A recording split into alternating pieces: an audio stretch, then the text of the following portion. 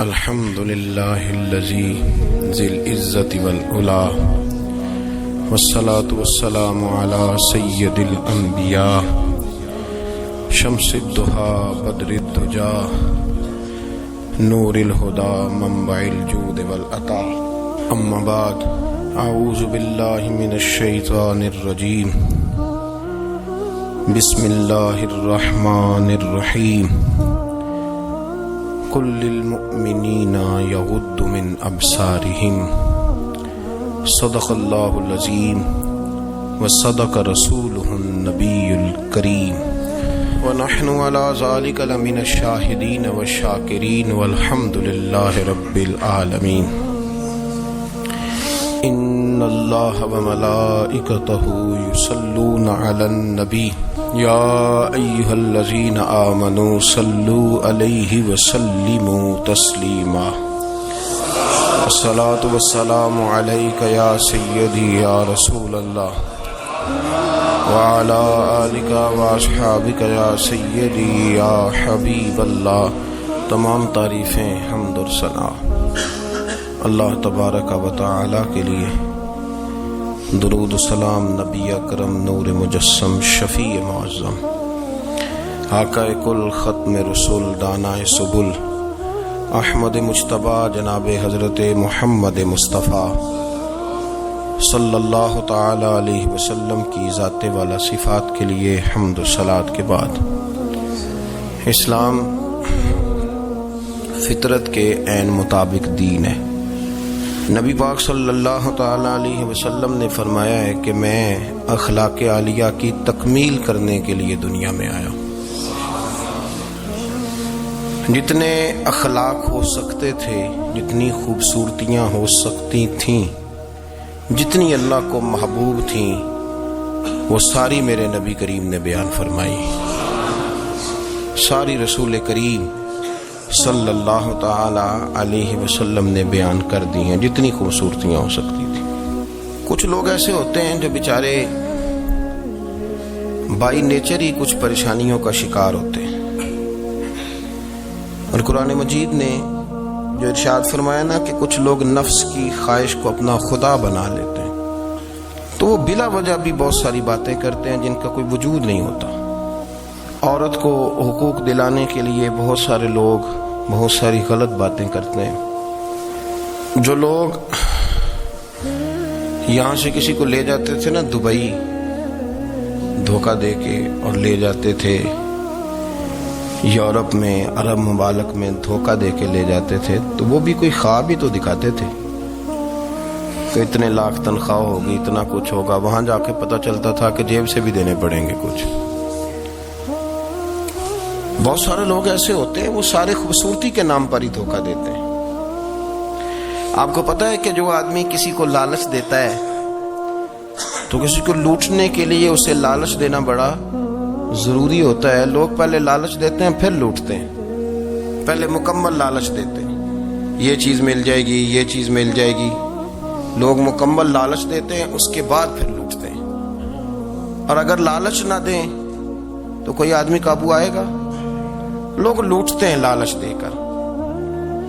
اچھا، اب وہ جو جس کو لالچ دیا جا رہا ہوتا ہے وہ کہہ رہا ہوتا ہے کہ نہیں نہیں تمہیں نہیں پتا، وہ اس وقت ماننے کو تیار نہیں ہوتا. وہ کہتا ہے اتنی خوبصورت باتیں کر رہا ہے، اتنی اچھے پیغام دے رہا ہے، تم میرے دشمن ہو، تم مجھے منع کر رہے ہو.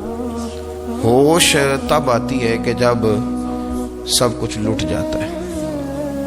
عورت کو ویسے بھی قابو کرنا بڑا آسان ہوتا ہے. اعلیٰ حضرت بریلوی رحمۃ اللہ علیہ فرماتے ہیں بیٹیاں نازک شیشیاں ہوتی ہیں، ان کو تو ذرا سی چوٹ لگے تو ٹوٹ جاتی ہیں. دیکھیں کتنا بڑا جملہ کہا بریلی کے امام. وہ نازک شیشیاں ہیں، ذرا کوئی آدمی گمراہ کرتا ہے، ذرا خراب کرتا ہے. اب دیکھیں نا، یہ جو بچیوں کو بچے مس گائیڈ کرتے ہیں، انہیں بڑے بڑے خواب دکھاتے ہیں، وہ بیچاری ماں باپ کو چھوڑ کے، بہن بھائی کو چھوڑ کے اس کے ساتھ شادی کرتی ہے. پھر جو اس کا بعد میں اشر ہوتا ہے، آپ ادلیاں نو سردار پہن تکے تے شرما والیاں نو جھوٹے ڈولیاں دے. پھر وہ بیچاری ماں باپ رکھتے نہیں، وہ ظلم کرتا ہے تو کتنی بڑی تکلیف میں وہ بچی آ جاتی. نازک شیشی ہوتی ہے نا تو ٹوٹ جاتی. یہی حال اب جدید خواتین اور یہ جو کچھ اینکر پرسن ہیں، یہ اصل میں نا یہ آپ کو سیاست سکھاتے ہیں، لیکن یہ مادر پیدر آزاد لوگ ہیں، بالکل آزاد. یہ تو علماء شور نہ کریں، بات نہ کریں، گفتگو نہ کریں، مشائخ بات نہ کریں، اور یہ جو کچھ سنجیدہ اور دینی طبقہ ہے یہ کوئی شور نہ کرے، یہ تو روڈوں پہ ننگے ہو کے آ جائیں. معاذ خوفناک نظریہ رکھتے ہیں یہ لوگ. عورت کو کہتے ہیں تیرے حقوق ہم تجھے لے کے دیں گے. مثلاً وہ کون سا حق ہے جو تم نے لے کے دینا ہے؟ میرے نبی کریم صلی اللہ علیہ وسلم اس کو بیٹی بھی بنایا ہے، اس کو بہن بھی بنایا ہے، اس کو ماں بھی بنایا ہے، اسے بیوی کا عالی شان رتبہ بھی عطا فرمایا ہے. اور چونکہ بیٹی کا بھی حق بڑا بیان کیا جاتا ہے، بہن کا بھی، ماں کا بھی. اور بیوی کے معاملے میں لوگ سمجھتے ہیں کہ زیادہ بات نہیں کرنی چاہیے، شاید مسئلہ خراب ہو جائے. حالانکہ نبی پاک صلی اللہ تعالی علیہ وسلم نے بیوی کے بارے میں پتہ کیا فرمایا؟ فرمایا جب تم نکاح کر لیتے ہو تو اپنا ایمان محفوظ کر لیتے ہو. اب میں اس کی شرح نہیں کرتا، اب خود کر لیجئے گا کہ وہ ایک ایسی شخصیت ہوتی ہے کہ جس کی موجودگی میں آپ کا ایمان محفوظ ہے. اب میں نہیں سمجھتا کہ اس سے بڑی بات کوئی اور ہو سکتی ہے، جس کی موجودگی میں آپ کا ایمان. اور بھائی یہ حدیث پاک عرض کر رہا ہوں، نکاح جب کوئی کر لے تو اس نے اپنا ایمان مکمل کر لیا. اس کا معنی یہ ہوا کہ آپ کا ایمان محفوظ ہے اس کی موجودگی میں. تو اس سے زیادہ بھی، یعنی ایمان سب سے قیمتی چیز ہے نا، تو اس کے محفوظ ہونے کی وجہ حضور نے نکاح بیان کر دی. اب میرا خیال ہے بیوی اگر کوئی اس سے بڑا حقوق مانگے گی تو بیوقوفی کرے گی. اتنا بڑا درجہ نبی کریم نے اسے عطا کر دیا، اتنا بڑا مقام دے دیا کہ تو خامد کے ایمان کے محفوظ ہونے کا ذریعہ بن گئی ہے. عورت کو جو حقوق رسول کریم صلی اللہ تعالی علیہ وسلم نے عطا فرمائے، نبی پاک نے جو حقوق دیے. دیکھیں نا، حضرت عبداللہ ابن عمر رضی اللہ تعالیٰ عنہ کی اہلیہ بیمار تھی، تو جلدی سے وہ آئے. تو جب بہت جلدی ہو، سفر بڑا شدید تھا، تو آپ نے جلدی سے نماز ادا کی، جلدی سے چلے. آپ کے خادم کہنے لگے حضور خیریت ہے؟ فرمایا میری بیوی بیمار ہے. تو اس نے عرض کی حضور آپ کی اہلیہ بیمار ہے. تو آپ نے نماز بھی جلدی سے پڑھی، سفر بھی جلدی کیا. تو فرمانے لگے یہ وہ چیزیں ہیں جو ہمیں مدینے والے رسول نے سکھائی.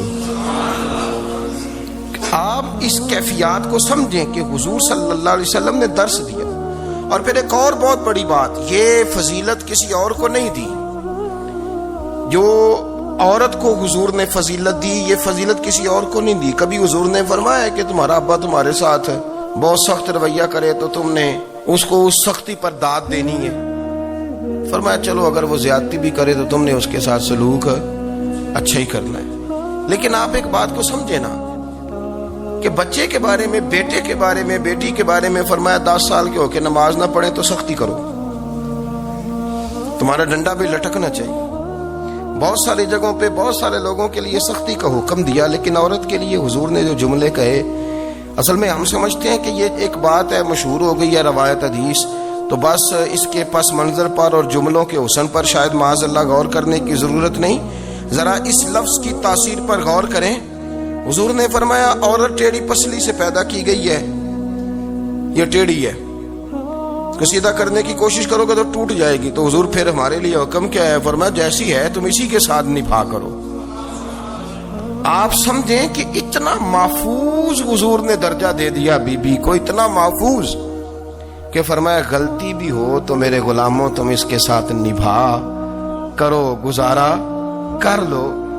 کو کیا اور حق چاہیے عورت کو، جس کو اس کی غلطیوں سمیت نبی پاک نے قبول کرنے کا حکم دے دیا کہ اس کی کمزوریوں سمیت قبول کر لو. اب اس کو اور کیا کوئی کمزوریوں سمیت قبول کرتا ہے؟ کبھی آپ دکان پہ بیٹھے ہو تو آپ کہیں بھی اس میں یہ بھی غلطی، میرے مال میں یہ بھی کمزوری ہے، یہ بھی کمزوری ہے، یہ بھی کمزوری ہے، تو کر لے قبول. کرتا ہے کوئی شخص ایسا ہو جو کسی چیز کی کمزوریاں بیان کر کے کیسے قبول کرو؟ پر رسول کریم صلی اللہ تعالی علیہ وسلم نے نا ہمیں سبق دیا، حضور نے ہمیں درس دیا، نبی پاک نے ہمیں پیغام دیا. فرمایا یہ ٹیڑھی ہے، سیدھی کرنے کی کوشش کرو گے تو بیچاری ٹوٹ جائے گی، تو اس کے ساتھ نبھا کر جاؤ. آپ میری بات کو سمجھیے گا. چلیں میں اس پر ایک اور بخاری مسلم کی حدیث پڑھتا ہوں. حضرت سلمان فارسی رضی اللہ تعالیٰ عنہ اور حضرت ابو دردہ کے درمیان بھائی چارہ تھا. مکے سے مدینے جب لوگ آئے تو حضور نے بھائی بھائی بنایا تھا. ان کے درمیان بھائی چارہ تھا تو ابھی پردے کی آیات نازل نہیں ہوئی تھیں تو لوگ ایک دوسرے کی طرف جاتے تھے. حضرت سلمان فارسی رضی اللہ تعالیٰ عنہ حضرت ابو دردہ رضی اللہ تعالیٰ عنہ کے گھر میں تشریف لے گئے تو دیکھا کہ ان کی بیوی بڑی غمگین بیٹھی ہیں. تو ہم نے فرمایا بہن کیا ہوا؟ تو کہنے لگی تمہارے بھائی کو دلچسپی کوئی نہیں رہی, ہر روز روزہ رکھ لیتا ہے اور ساری رات نفل پڑھتا ہے.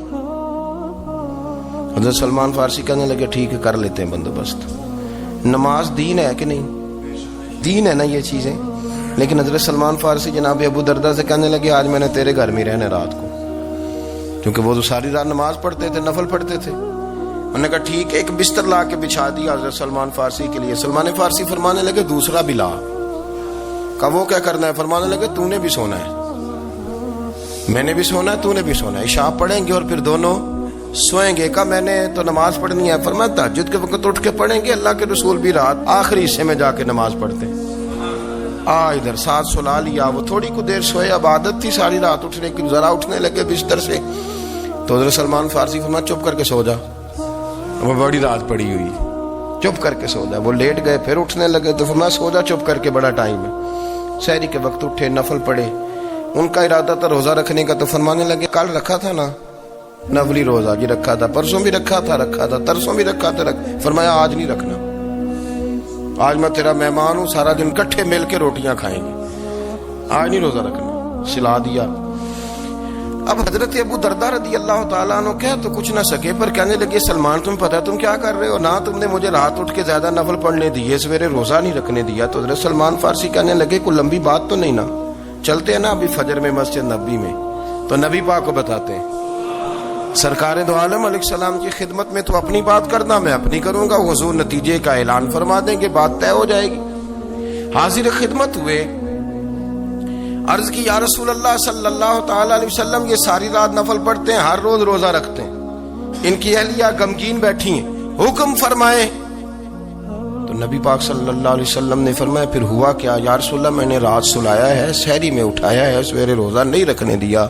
نبی پاک نے فرمایا سلمان فارسی نے ٹھیک کیا, سلمان فارسی نے ٹھیک کیا. پھر حضور نے فرمایا, نبی کریم نے فرمایا ابو دردہ تیرے اوپر اگر اللہ کا حق ہے, اس کے رسول کا حق ہے, دین کا حق ہے, تو فرمایا تیری آنکھ کا بھی تیرے اوپر حق ہے, تیرے وجود کا بھی تیرے اوپر حق ہے. یہ حضور نے فرمایا تیرے بچوں کا بھی تیرے اوپر حق ہے, تیری بیوی کا بھی تیرے اوپر حق. اس حق کو بھی سمجھے, حقوق اللہ بھی ہیں, پر تیری آنکھ کا بھی تیرے اوپر. کیا مانا کہ تیری آنکھ سونا چاہتی ہے تو اسے سلا بھی, تیرے وجود کا بھی تیرے اوپر حق. تو تیرا وجود آرام کرنا چاہتا ہے تو اسے آرام بھی کرا. اور پھر وہاں نبی پاک صلی اللہ علیہ وسلم نے فرمایا میں تم سب سننا یہ لفظ حدیث کے, حضور نے اسی موقع پر فرمایا میں تم سب سے زیادہ اپنے رب کو جانتا ہوں اور میں تم سب سے بڑھ کر اپنے رب سے ڈرتا ہوں. حضور فرمانے لگے میں روزہ بھی رکھتا ہوں, افطار بھی کرتا ہوں, یعنی کبھی رکھتا ہوں اور کبھی نہیں رکھتا. فرمایا میں نفل بھی پڑھتا ہوں اور اپنی بیویوں کو وقت بھی دیتا ہوں. سرکار مسجد میں بھی آتے تھے, نواسوں کے ساتھ کھیلا بھی کرتے تھے, ان کے ساتھ پیار بھی کرتے تھے. تو اتنے بڑے حقوق حضور نے بیان فرمائے عورتوں کے کہ تمہاری بیوی کا بھی تمہارے اوپر.